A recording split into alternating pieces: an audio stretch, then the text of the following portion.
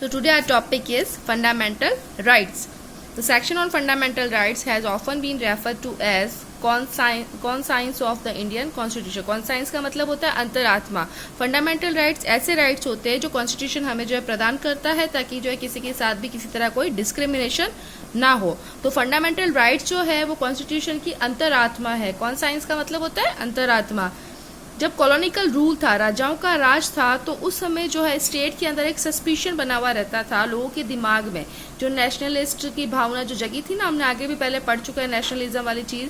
तो वो चाहते थे कि जो है एक ऐसा सेट ऑफ रिटर्न रिकॉर्ड्स रहे या राइट्स का रहे ताकि लोग जो है अपनी पावर का मिसयूज ना करें इंडिया में. तो इसीलिए फंडामेंटल राइट्स जो है वो नागरिकों के प्रोटेक्शन के लिए, ताकि जो है कोई भी मनमानी कोई भी चीज जो है अपना पावर मिसयूज ना कर सके. इसलिए कॉन्स्टिट्यूशन जो होता है वो गारंटी देता है राइट्स की स्टेट के अंदर, ताकि जो है कोई भी इसके अगेंस्ट जो अगर कोई भी एक्शन लेता है तो उसके साथ में उसी के अकॉर्डिंग जो है सजा का भी प्रावधान किया हुआ है.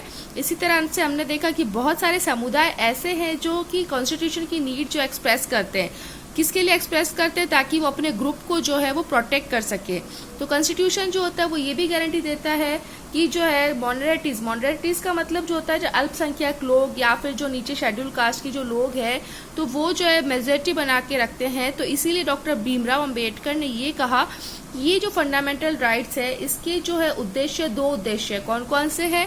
फर्स्ट जो ऑब्जेक्टिव इसका है वो ये है कि हर एक नागरिक जो है वो अपने साथ अपने जो है राइट्स जो है उसके ऊपर क्लेम कर सकता है उसकी पोजीशन बनाए रखने के लिए. जैसे अगर किसी का राइट जो वो मिसयूज हुआ तो वो उसके ऊपर जो है क्लेम कर सकता है. एंड सेकेंडली ये जो राइट्स है उसके लिए क्या करेंगे, बाइंडिंग करेंगे अथॉरिटी के साथ में, ताकि जो उनका जो पावर है वो पावर जो अपना अच्छे से यूज में रख सके लॉज बनाने के लिए. तो जो फंडामेंटल राइट्स इसी के साथ में ये भी एडिशन किया गया, जो कॉन्स्टिट्यूशन जो है वो एक ऐसा सेक्शन है जिसमें directive principle of state policy है. अभी डायरेक्टिव प्रिंसिपल पॉलिसी क्या है, तो इसका जो ये सेक्शन है उसको डिजाइन किया था कॉन्स्टिट्यूशन असेंबली ने. किसके लिए? ताकि जो है सोशल और इकोनॉमिक रिफॉर्म्स जो है वो अच्छे से रहे और उसी के साथ में हमारा जो इंडिपेंडेंट इंडियन स्टेट जो है उसके अंदर लॉज भी रहे और पॉलिसीज भी रहे, जिससे कि जो है पॉवर्टी को रिड्यूस करने में हेल्प मिल सके. अब जो है फंडामेंटल राइट्स कौन कौन से? सबसे पहले राइट टू इक्वलिटी. जैसे नाम से ही पता चलता है कि कॉन्स्टिट्यूशन के अकॉर्डिंग जो है सभी पर्सन्स को इक्वल राइट प्रदान किया गया है लॉ के अकॉर्डिंग. कोई भी इंसान चाहे वो जो है किसी भी सेक्स का हो, किसी भी रिलीजन का हो, किसी भी कास्ट का हो, उसके साथ डिस्क्रिमिनेशन नहीं किया जाए, कोई भी भेदभाव नहीं किया जाए. डिस्क्रिमिनेशन जो है एम्प्लॉयमेंट के नाम पे भी भेदभाव ना हो, सभी को जो है बराबर का अधिकार दिया जाए.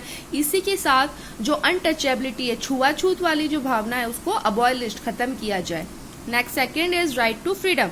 नाम से ही पता चल रहा है राइट टू फ्रीडम का मतलब क्या है, स्वतंत्रता का अधिकार. जैसे कि स्वतंत्रता का अधिकार हर किसी को बोलने का अधिकार है, अपने एक्सप्रेशन का अधिकार है. इसी के साथ में जो है राइट टू मूव फ्रीली, यानी कि वो जो है कहीं पे भी रह सकता. फ्री मतलब ये पैसे देके रहने वाले में से नहीं है. फ्री का मतलब है कि वो स्वतंत्र है, वो कहीं पे भी रह सकता है, कंट्री में किसी भी साइड में रह सकता है. एंड ऑल्सो उसके पास में जो है पावर है. थर्ड आपका आता है राइट अगेन एक्सप्लोटेशन. एक्सप्लोटेशन का मतलब होता है शोषण के विरुद्ध अधिकार. शोषण के विरुद्ध अधिकार कैसे? जैसे कि कोई भी छोटा बच्चा है, वो 14 साल से अगर कम उसकी एज हो तो वो जो है कहीं पे भी काम नहीं कर सकता है, चाहे वो चाय के ढाबे पे हो, चाहे कहीं पे भी हो. तो ह्यूमन ट्रैकिंग, फोर्स लेबर मतलब जबरदस्ती जो है काम करवाना, employment of children under 14 years of age, इसके ऊपर कॉन्स्टिट्यूशन ने प्रोहिबिट्स कर दिया. प्रोहिबिट्स मतलब रोक लगा दी गई है कि इतने छोटे बच्चे जो है वो कहीं पे काम नहीं करेंगे. तो ये हो गया शोषण के विरुद्ध अधिकार. Next is right to freedom of religion. इसमें भी आपको नाम से ही पता चल रहा है right to freedom of religion का मतलब रिलीजियस जो है सभी सिटीजन को प्रोवाइड किया गया है. तो इसके लिए हर एक व्यक्ति, उसके लिए ये कहा गया है कि सभी को अपने रिलीजियस का प्रोपोगेट प्रचार प्रसार अपनी मर्जी से वो कर सकते हैं. Next is culture and educational rights. Constitution ने सभी माइनॉरिटीज को, रिलीजियस हो या लिंग्विस्टिक हो, सभी को जो ये अधिकार प्राप्त किया गया कि सभी एजुकेशनल इंस्टीट्यूट में अपना जो है डेवलपमेंट कर सकते हैं अपनी कल्चर का. Next last is right to constitutional remedies. These allow citizens to move the court if they believe that any of their fundamental rights have been violated by the state.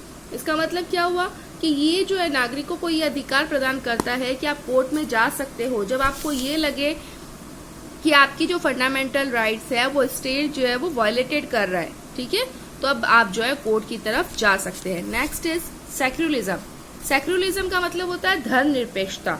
A secular state is one in which the state does not officially promote any one religion as the state religion.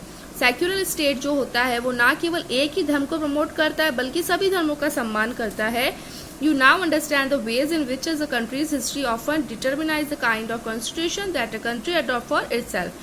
तो यहाँ पर हमें ये समझने की जरूरत है कि कोई भी कंट्री जो होती है उसकी हिस्ट्री वो जो होती है कॉन्स्टिट्यूशन की कंट्री अडॉप्ट करती है। जैसे कि अगर आप ये सोचो कि अगर किसी भी कंट्री की हिस्ट्री हुई, ठीक है, तो उसका जो कॉन्स्टिट्यूशन है वो किस तरह का हुआ, तो वहाँ की कंट्री कैसे अडॉप्ट करती है, तो ये सारा जो उस कंट्री की हिस्ट्री पे भी डिपेंड करता है।